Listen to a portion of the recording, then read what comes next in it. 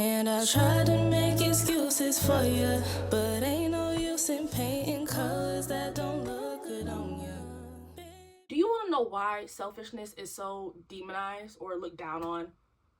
It's because the people who benefit off of you putting yourself last can no longer benefit off of you once you put yourself first. Even more of a reason to put yourself first, because why do you have people around you who are so okay with you being a martyr for them? As long as they get the benefits, they don't care what happens to you. Yeah, I don't like that. Take this as your sign to step into your selfish era. Hi, my name is Latiz and welcome to my cozy corner. I feel like the word selfish has been demonized so much, and the thing is, selfishness is needed. Everything has an opposite and an equal. And the opposite to being part of community and taking care of your community is embracing your individuality and taking care of your goddamn self and saying fuck community. Family, your school, your neighborhood, whatever it may be that you are an active participant in where people rely on you, it is okay to be selfish and be like, okay, I'm gonna take a step back and take care of me. Maybe I might be biased. I'm an Aries. You know, we are the first zodiac sign. We are known for being very independent. We are known for pushing forward and really saying fuck the world and just choosing ourselves. But as an Aries, that was not always something that I was good at doing, mainly because, yeah, I'm an Aries, but I'm also the firstborn daughter in an ethnic household. And not only that, my parents have very big families, so that community-oriented feel was something that I always grew up with. And it does have its perks, but it also comes at a personal cost of, if you choose yourself and you're not choosing family, you're not choosing community, you're not choosing the collective, then you are selfish, and selfish is bad. No, sometimes selfishness saves your life. We're not responsible for how people perceive us. Therefore, that can look like selfishness and giving up on community to some people. It can seem bad in some people's eyes, but we're not responsible for their perception. We're responsible for what we do. And taking care of yourself and taking time out to take care of yourself is not a bad thing. Don't let people tell you that it's a bad thing. Eldest daughters of ethnic households, I'm mainly talking to you. I remember one day, as the eldest daughter and the only one of my siblings who has a job, I went and got some fast food after work because I was very tired and I was hungry. I came home and the first thing that flies out of my parents' mouth is, "You didn't think to get some for the rest of us?" I was thinking about me, my hunger. I was thinking I had a really bad day and I wanted to cheer myself up. But I was called selfish in a derogatory way because I chose to take care of myself in that moment and not think of everybody else. But in that moment, I was so happy to be called selfish because for so long, I could not be called that. I learned not to see it as a bad thing, but to wear it as a badge of honor.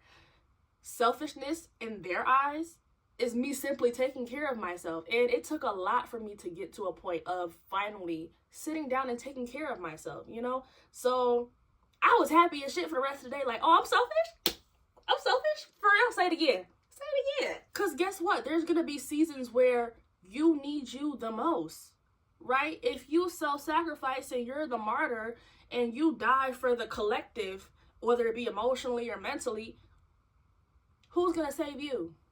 You're expected to save yourself, right? But as long as you saving yourself doesn't get in the way of you saving everybody else and being there for everybody else, right? That's what I'm saying.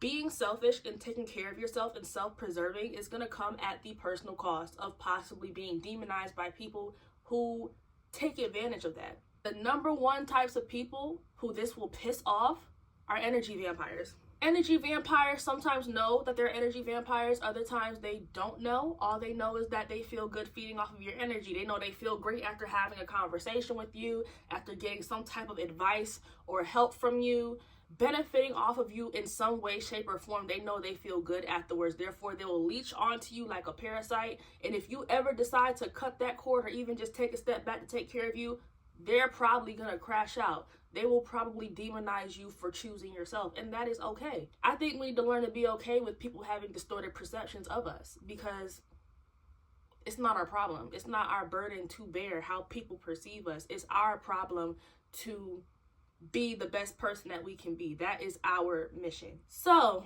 if you're ready to be selfish with me, here are a few ways that you can be selfish in your own life. Number one, do not disturb will be your best friend. Don't pick up the phone. Don't pick up the phone. I don't care if they've been calling you 1,000 times. If you know it's not an emergency and all they're going to do is drain your energy, don't pick up the phone. Preserve your energy, protect your energy. Someone else will pick up the phone for them and they can leech off of their energy instead. Don't let it be you. Another way to be in your selfish era, and I know this is easier said than done, step out of your people pleaser era. I know, it sounds like a bad word, but step out of your people pleasing era, because let's be real, who's pleased with you?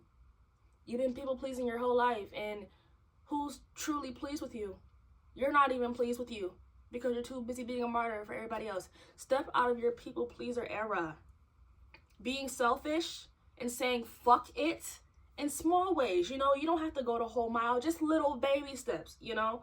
Another way to be selfish is saying no. Oh my God, and this falls into the people pleaser category. No is your best friend. We talk about energy protection and protecting our energy. One of the most simplest ways to do that, and while also being selfish and while also cutting our people pleasing tendencies, is to get comfy with the word no, and to also get comfy with the conflict that may arise as a result of you saying no. Know that if conflict arises off of you setting boundaries, you don't need to be around those people anyway. Saying no, setting these boundaries, learning how to be in your selfish era will really point out to you who loves you for you, who likes you for you, who is not just simply feeding off of your energy, who is not around you simply because they benefit in some way, shape, or form, who really loves and enjoys you, no matter what season that you're in. And I hear a lot of people, they talk about, oh, I'm scared of being alone. Being selfish will probably make you clean house. I won't lie. When you've been people pleasing your entire life, finally stepping into your selfishness era, people will say that you're acting different. People will say they don't know you anymore. People will say that you're too good for them now.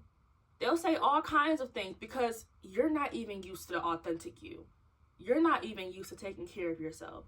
So how are they supposed to be used to it and recognize what that looks like? If anything, you choosing yourself looks like betrayal to them. And you don't need to be around those type of people. If this video resonated with you, please give it a thumbs up. Please like, share, comment, and I will see you next time. Baby, you was better off alone. Always some hoes who would condone this shit I never should have settled for.